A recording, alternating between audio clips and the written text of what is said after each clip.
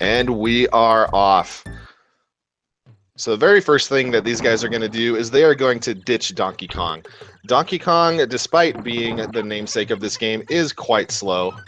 You see Eazinn doing a tiny bit faster strat here that he mistimed a little bit, but very quickly pulls ahead of JermRo. So the reason Eazinn's able to go that quickly there is something called an extended roll, which I'll explain a little bit more as we get a little bit further into the run. But just like that, they're both out of... Oh, JermRo, his roll died right before the end of the stage, and he thought he was out, so he lost a couple seconds there.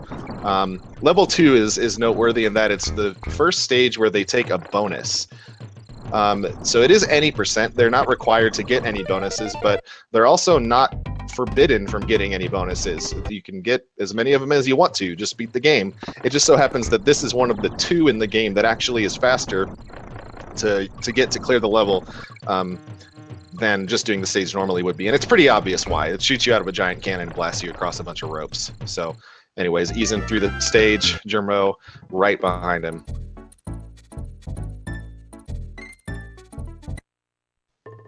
What you should see is Eazinn just gradually pulling ahead over the course. Oh, accidental barrel pickup there. I don't think he wanted Donkey, but Eazinn's going to just gradually probably pull ahead over the course of each level just because he's going to have a slightly bit better movement. Movement, as I mentioned earlier, really is everything in this game, and taking corners more sharply, getting the most out of every single roll, and just getting more optimal button presses is going to be something that is pretty huge in this game. JermRo not falling too far behind too quickly though, so that's good. So Eazinn's here in the first water stage of the game, and water stages don't have a lot of ways that you can speed them up. It's really all about movement. Everything is about taking corners as tightly as you possibly can. Any corner that he's not taking or bonks into a wall is going to be time loss. Now he's got the fish on guard, and on guard gives this boost ability, which allows him to move a lot more quickly through the water. So once you have on guard, the key is to not lose him.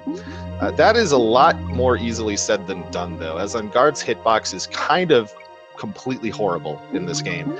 He will get hit a lot when you don't want him to, and I'm really, really bad at using him. So if I say any really mean things about the fish over the rest of the night, I apologize to those who love him. He also can clip through enemies in this game, which is kind of cool. Mr. Zera the Mance in particular likes the fish a lot in this game because of that little feature, but we'll see that in World 5. So, of course, this stage here at the end of World 1 is one of... Ooh, he's an interesting drop there, but he's right back up. Is one of the more noteworthy stages. This is the introduction of the blast barrels in the entire series. And obviously, this series is very, very well known for levels like this, but fortunately for us, we can just skip through pretty much all the hard stuff. They added these barrels up at the top to just blast you over the whole stage, which probably none of us knew about when we were kids. And had we known, we would have definitely used them. Anyways, Eazinn is on to the first boss of the game, Naughty. Bosses in this game are pretty much a joke. There's really nothing tricky about any of them. There's a couple places where you can save a little bit of time by just hitting them more optimally, but anyways, that's pretty much all there is to that guy. So decent exit times for both players. Eazinn's probably not too happy with a high 340, but JermRo in the mid 350s is pretty good for his level 2. This stage here is one of my favorite stages. It's a really, really short stage with a lot of pretty cool rolls. Just feels really fast to do.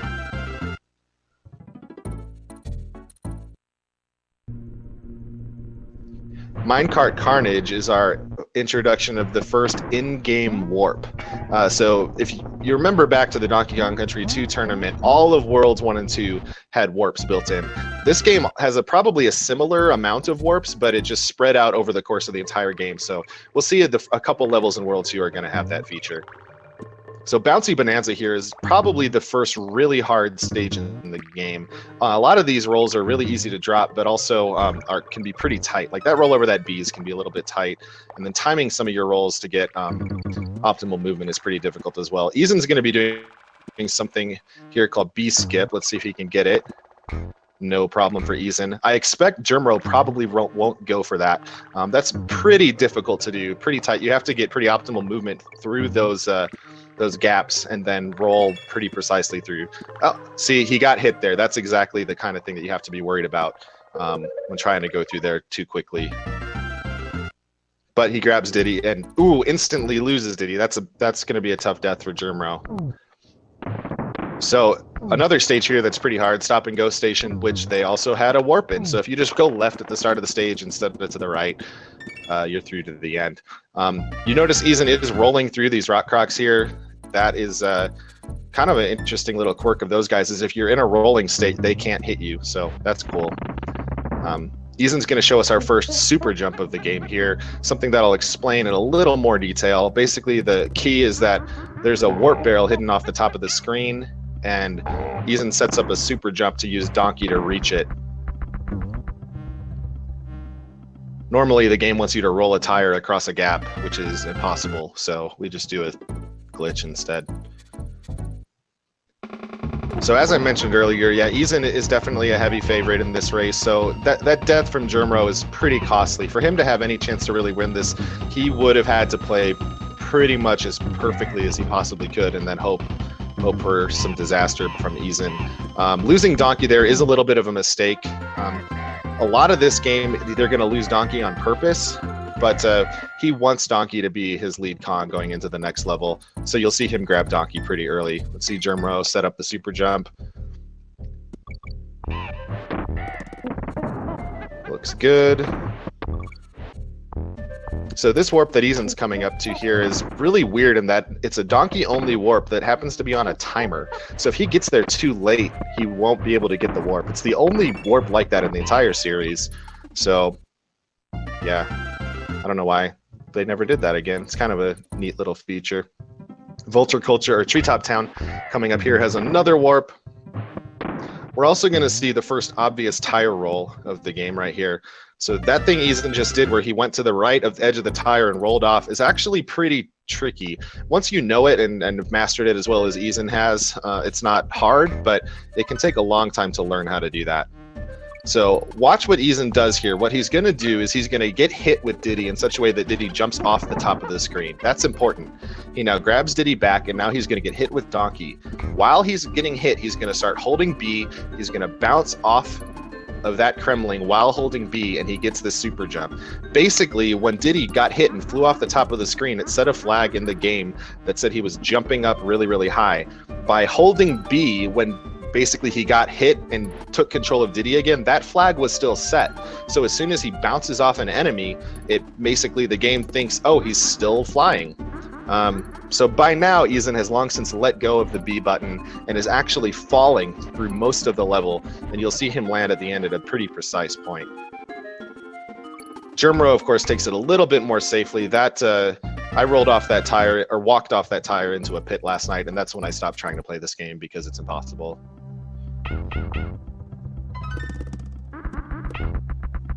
So let's see JermRo go for the super jump. I would expect him to probably get it first try. Once you've got kind of a 38, you're usually pretty comfortable with this trick. Eazinn, of course, taking the Diddy route through this level, Temple Tempest. Yep, no problem from JermRo. Diddy is a little bit harder, but saves a few seconds over grabbing Espresso from a bonus. You have to do a lot of extended rolls in order to get through this, which I'll try to find a chance to explain once things maybe settle down a little bit.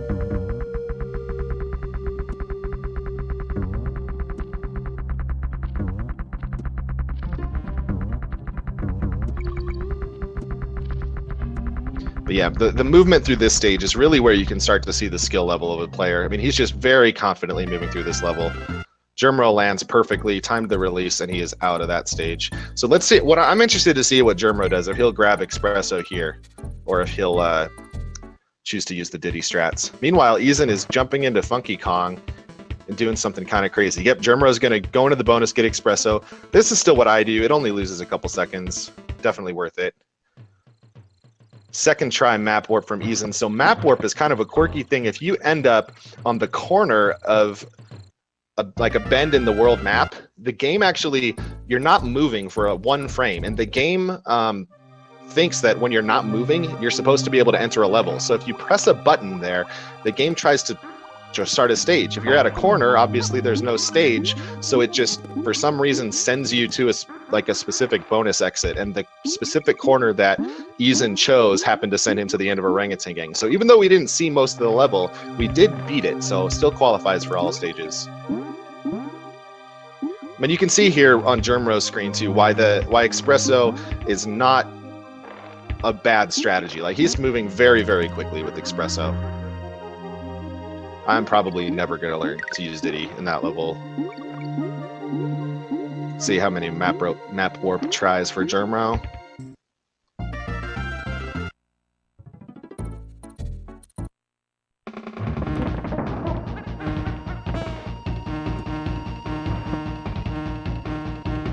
Pretty good. I think that was first try. I glanced away for a second, but that was very, very quick. Or third or eighth, I don't know. I should have paid better attention, especially after I said I was going to look for that. Meanwhile, Eazinn is fighting Queen Bee. The goal here is just to time your hits to as soon as possible when she stops flashing red.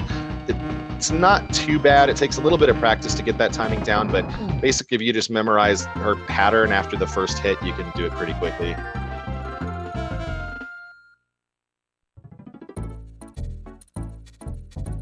So Eazinn's moving on to World 4, which is where this game kind of starts to get really hard. Snow Barrel Blast, of course, is the bane of every child's existence. So I've mentioned extended rolls a couple times now, and back before the race started, you remember I said that when you roll through an enemy, you get a boost of speed. Well, that boost of speed only kicks in when you're pressing the Y button. So if you tap Y to start a roll and release Y while you hit the enemy and press Y again afterwards, your boost of speed doesn't kick in till after. So it's sort of a way of extending the time when you would get the speed. I'll explain what Eazinn just did there a little bit later when JermRo tries it, but here's an extended roll that Eazinn uses to get through those neckies and into that barrel really quickly. So, of course, there is indeed more blast barrels to skip the hardest part of this stage. Again, sorry, childhoods.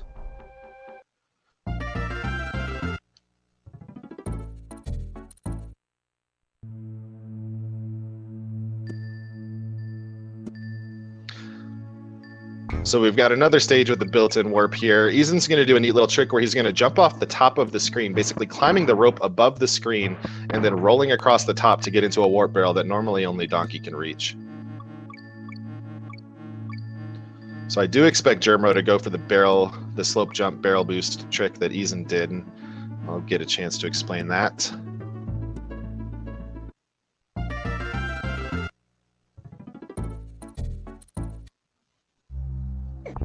All right, so he's going to jump with the barrel while on a slope.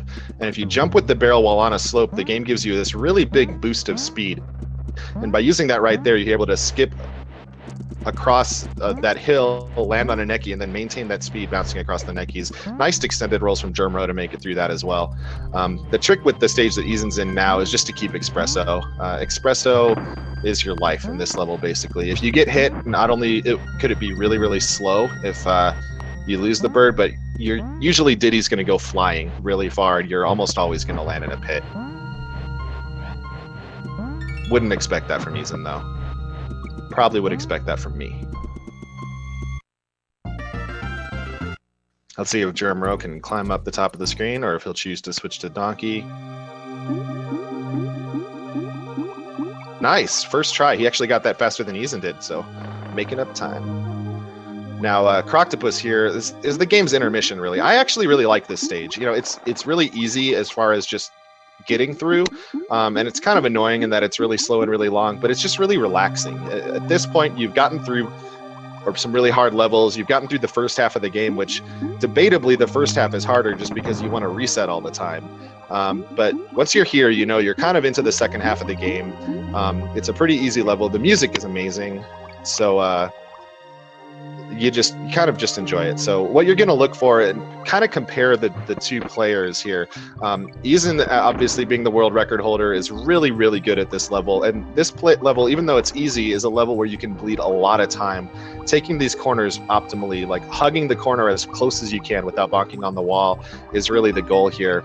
So I would expect that you'll be able to notice the difference between someone with a 32 and a 38 just by watching this level.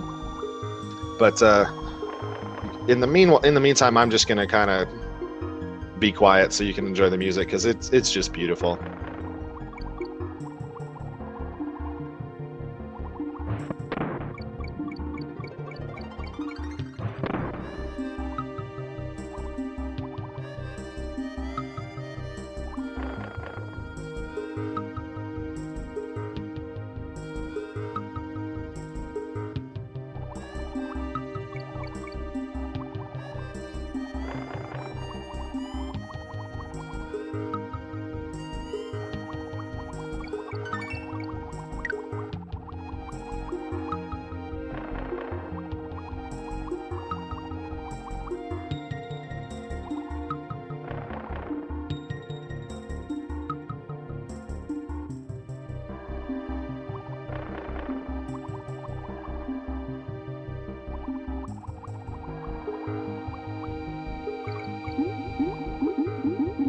All right, Eazinn's coming to the end of the level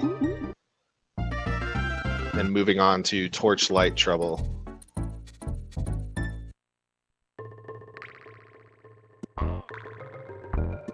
So Torchlight Trouble, of course, is the introduction of Squawks to the Donkey Kong Country series, and all he does in this stage, sadly, is just hold a light, which unfortunately lags the game really severely, so we don't grab him for obvious reasons. The big thing to notice in this stage, especially when JermRo gets there, is that the oil fire barrels actually can only hurt you in a pretty small point in the middle. So as long as you're sort of to the edge of them, you're going to be okay. And that's why Eazinn was able to jump on them and do all those rolls. Now, meanwhile, we've got a new stage, Rope Bridge Rumble. This actually is a really, really fun level. It's really, really hard. This is where tire rolls probably shine the most. Is pretty much every time you see him rolling off of a tire like he's doing right there is going to be something that it has the risk of death. Like if you mistime your Y press there, you're gonna be in a bad state. So that little facing left there, Eazinn did a bit of a camera manipulation to set up that tire position and then do probably the hardest rolls in the level. Eazinn likes to do that roll there, which doesn't really save anything but looks pretty awesome. And then he's through really, really smoothly. So he's definitely, these last couple stages, you can really see that he's starting to build some separation from JermRo, which being really technically difficult stages, that's not a surprise. So JermRo now in Donkey, and I don't know, it looked like he almost chose to take the death there rather than do the stage with Donkey. So not sure if that's what he was going for, but I don't necessarily blame him if he was.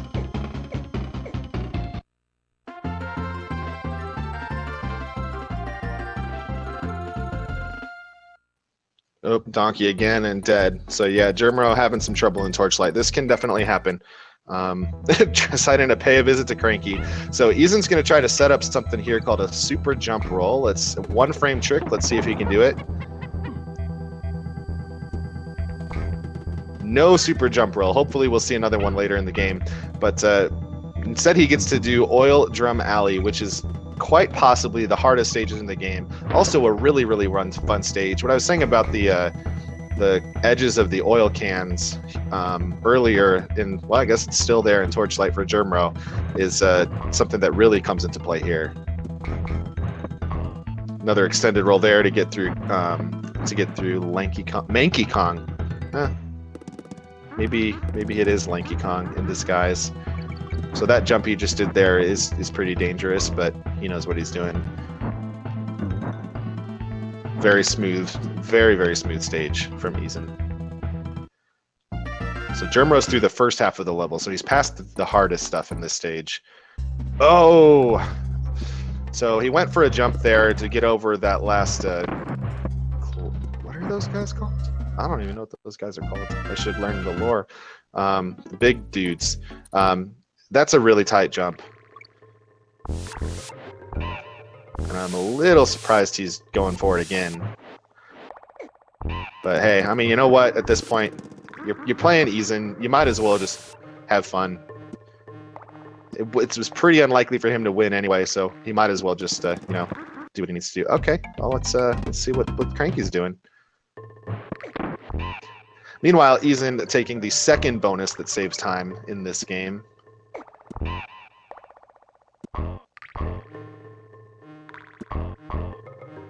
Maybe he's just trying to shake off the tilt or something. I don't know. Respect your elders. So Eazinn's doing a little bit of a camera manip here. By facing to the left, he sets up the position of these elevators that allows him to roll under this one, jump onto that one, and skip a cycle and get through the level. All right, JermRo, just one more mincer. Okay, we're through. We're through.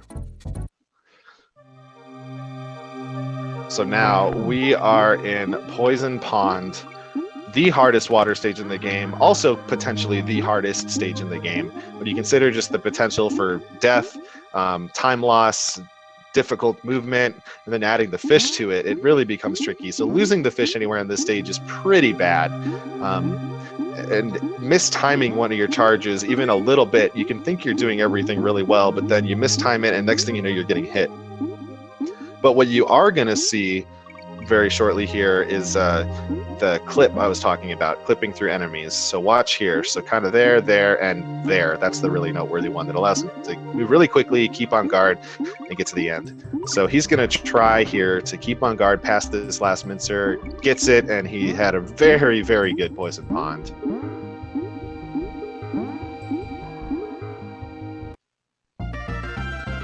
A lot of respect to JermRo. He's still going for everything, man.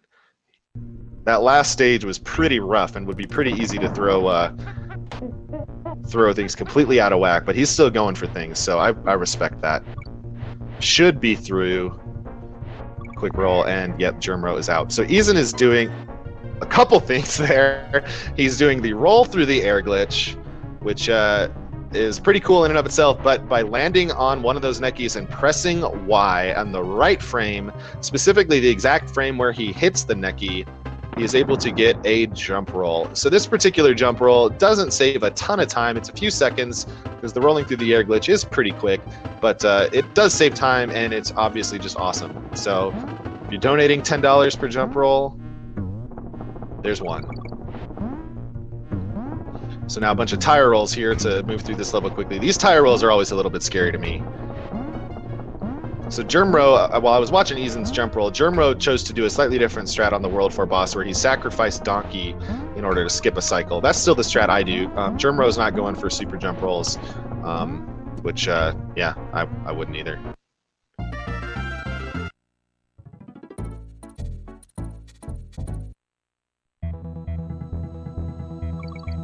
So Blackout Basement, another really difficult stage. The key here is consistent movement. So these light flashes are on a very fixed pattern. I think it's every 62 frames or something like that. I'm sure chat will correct me, but by moving consistently, you know that the light and the dark are always going to be on at like the times you're used to. If you ever kind of mistime a roll or jump and get off your cycle, then the light and dark are not going to be where you expect them to be, and you're going to kind of have to adjust. So no problem for Eazinn. He's moving very, very consistently, jumping over manky barrels in the dark. And we're through. JermRo taking the warp there in 5-2 on the boss dumb drum from Eazinn. Little bit of tech here to bounce off the first enemy that's dropped and hit the second one in the air. Nothing too fancy. Looks kind of cool though. So don't know what's going on with JermRo right now. Okay, okay. Just some technical difficulties there from JermRo. He is indeed in antics, so no problem. He's almost done with World 5.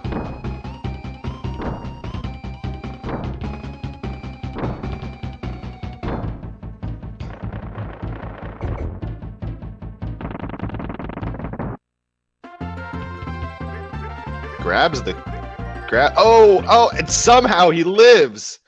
Oh my goodness. JermRo with the highlight of the tournament so far, just not dying right there.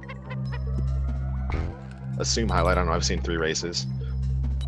Eazinn in tanked up trouble. Tut, as it is less than affectionately referred to. Nice camera manip and elevator skip there by JermRo. So yeah, he's still playing very well. He had some trouble there in the end of World 4, but that's nothing to be ashamed of. The fact that he's still going for everything and getting it is definitely impressive. So let's see if Eazinn goes for Creme Tut. So there are 2 possible jump rolls in this level. Yep, going for Creme Tut. And he hits the jump roll, but doesn't quite get the movement. You saw that little roll in the air between the gaps. It's tough to hold that, though. And he gets the next one. Eazinn nails Creme Tut and Bird Tut here. So this backup's about 12-ish seconds slower than the other one, but obviously still saves like a minute. It's pretty important. I mean, high-level runs basically come down to this trick, and no problem from Eazinn. So that little movement there he did was because when you're in a jump roll state, you actually are slowly falling. I think it's by sub-pixels every some interval. And so if he hadn't done that movement back to the left and waited a little bit, those bees that he just passed under would have killed him. When you're in a jump roll, the only thing that can kill you is the bees. So yes, the jump roll is basically... the way you do it is, whoa, JermRo's in trouble. So yeah, he went back wisely, probably went back to get on guard since he was solo donkey. So that's good. So the way a jump roll works is by pressing Y on the frame you land on an enemy. So in other words, at the moment the game thinks you're bouncing, but you can still execute a roll. You have 1 frame where you can do that. If you do that, the game tries to roll and bounce at the same time and gets really confused. And that's why that happens.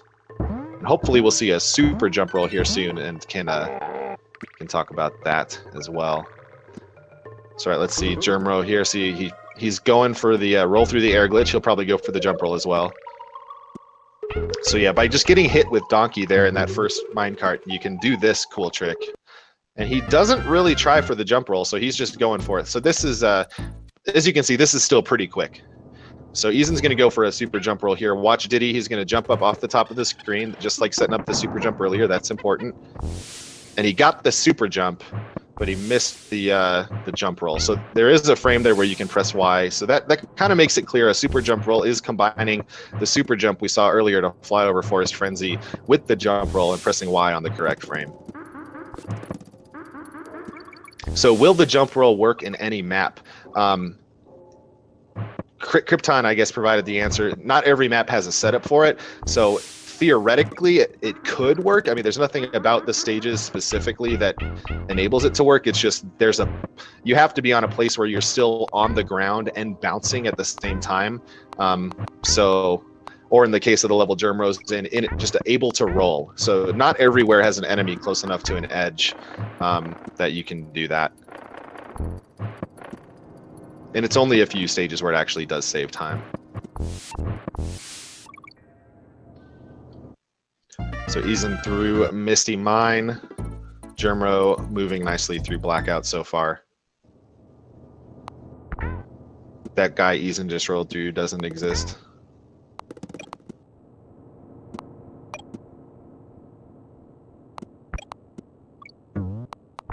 Yeah, really nice Blackout from JermRo so far.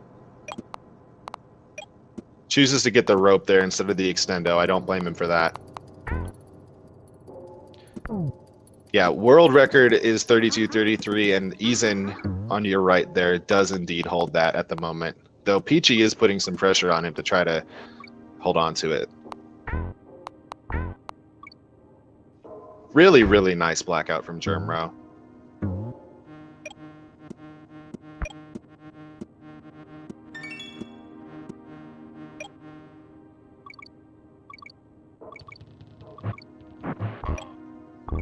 So yeah, Eazinn done with the penultimate stage of the game, Loopy Lights, moving on to Platform Perils, the final stage. So this stage is really, really fun to do quickly, but it's also really, really hard.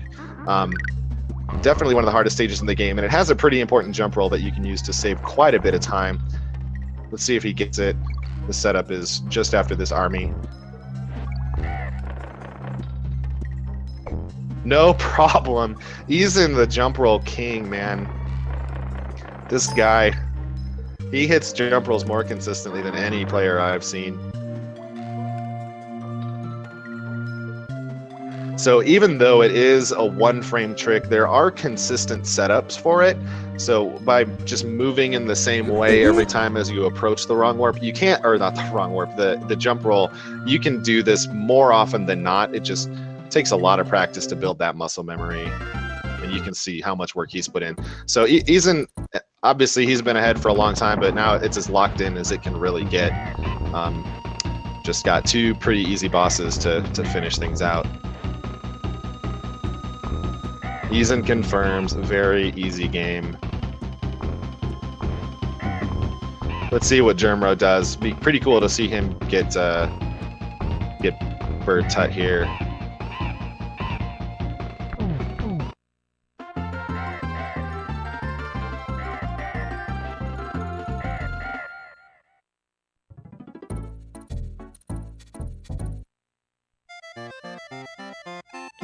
So this, you can see there, since JermRo bounced off of the necky, that means he had his setup right. So as I was explaining, you do the same setup every time, it's going to work. And by bouncing, you know that he had the frame set for like bouncing and rolling. He just had pressed Y a little bit too late, unfortunately. He does get the consolation prize jump roll though, which since you're rolling off a tire, the timing is a little more lenient. So all that Eazinn's going to try to do here on K. Rool is basically to jump on his head before you can see the crown get thrown. So basically hitting him at the earliest possible moment. If you see the crown, Eazinn will be disappointed with himself.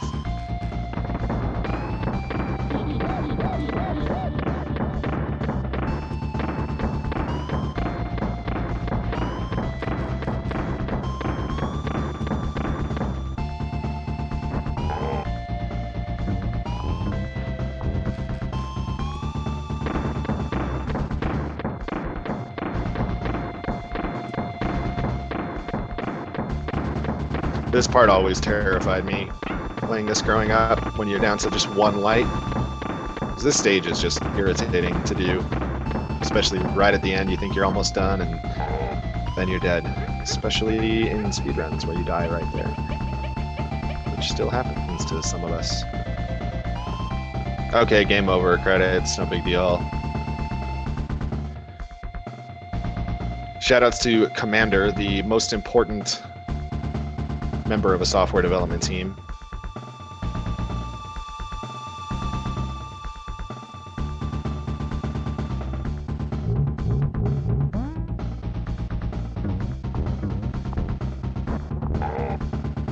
Wait, there's more! Oh, okay, yeah, we're still playing.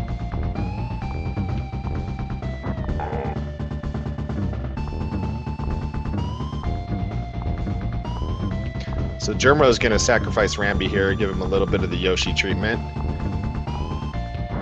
See you, Rambi. And 33-22 for Eazinn. Dude just pulls out a casual 33. No problem. Very, very well played. Well done, Donkey, my boy. Very nice run. So yeah, right there, that's about as well as you can play this game. The world record's about 50 seconds faster than that, and that's going to come from super jump rolls, just hitting a couple more frames, basically. Other than that, that's about as clean a run as you could really have. You can see early on why Eazinn is one of the favorites to win this thing. And Donkey has rescued his banana horde. All is well on Kong Island.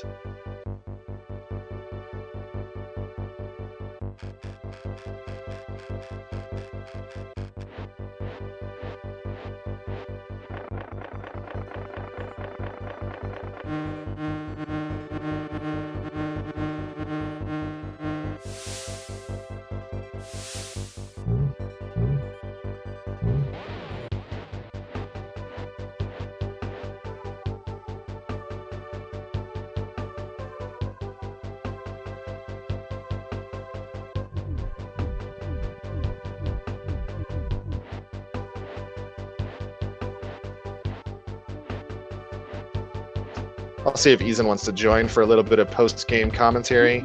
Maybe we can get JermRo in here to have him talk about what he was thinking with that cranky visit as well.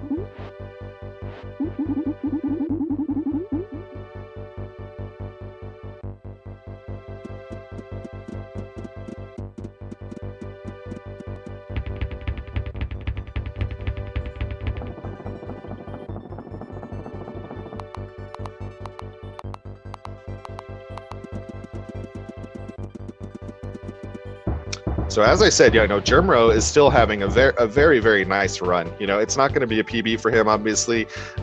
He made some mistakes and had some pretty costly deaths, but overall his movement through the stages has been very good, and he didn't let that World 4 really throw him off too much. Pretty much everything else, I think he had a little bit of trouble in antics, but other than that, has gone really, really nicely.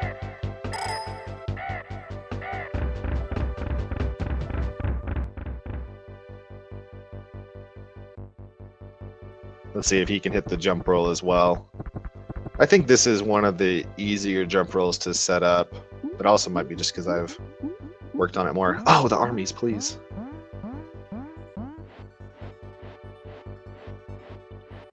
Those guys are a little tricky to jump around properly. So going for the setup. Yo, JermRo. Oh, yeah. Hits the jump roll. Both these guys disappointing us by not letting us see the really difficult platforming in the second half of the stage. Very, very nice. Well done, JermRo.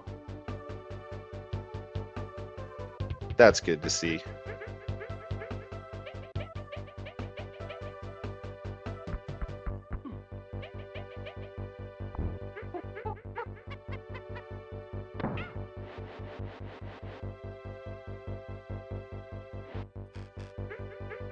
Oh, losing Diddy there. That could make this a little more interesting. What triggers Golden Barrel? Well, it looks like Eazinn might be joining us here in a moment. And we can have him explain that. I don't know too much about Golden Barrel. Other than that, it looks really cool. What's up, Eazinn? Welcome to the post-game chat. It looks like you are muted right now if you don't intend to be, but if you do intend to be, continue. But we have our first question is probably the most important one, which is what triggers Golden Barrel? And I think you're definitely more qualified to answer that than I am.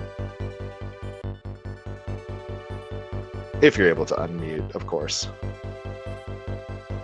So JermRo there is showing us the opposite of crownless, which is as much crown as possible. A slower strat, but flashier. Oh, dang, he can't unmute. That's a bummer, dude. Well, perhaps you could explain in the chat then the Golden Barrel tutorial. Also, fantastic run, dude, to pull out that just a casual 33 is very impressive to me, and I know certainly to a lot of people watching as well.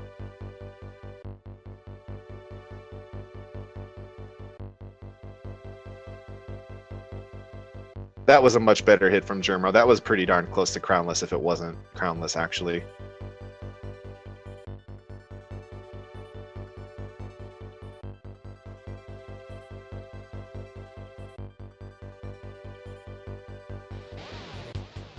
Coming up on fake credits here momentarily.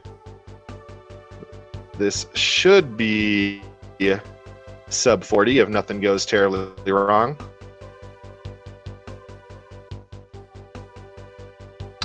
Hello? Eazinn, welcome to Not Being Muted. How are you, sir? I'm not being muted, so I'm quite fantastic. Hey, that's about as good as it gets. So how was that run for you, sir? Obviously, the time was pretty good. You probably were disappointed with the 3:45 World 1, but other than that, seemed like it all went pretty well. Yeah, I think World 1 was actually the worst world, so I guess that's not that bad. Couple of weird mistakes throughout the run, but nothing too major.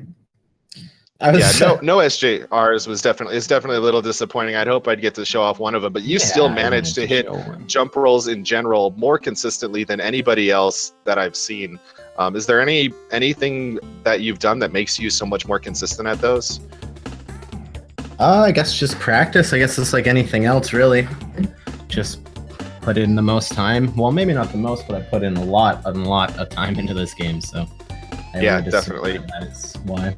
Yeah, Peachy's obviously put in quite a bit as well, and is sort of breathing down your neck for the world Yeah, I was record thinking of him too when I here. said that. Definitely. There's quite a few players, actually, 3 or 4 that have the skill level to break it. So it'll be an interesting couple months, especially with the tournament. I feel that by summer it will.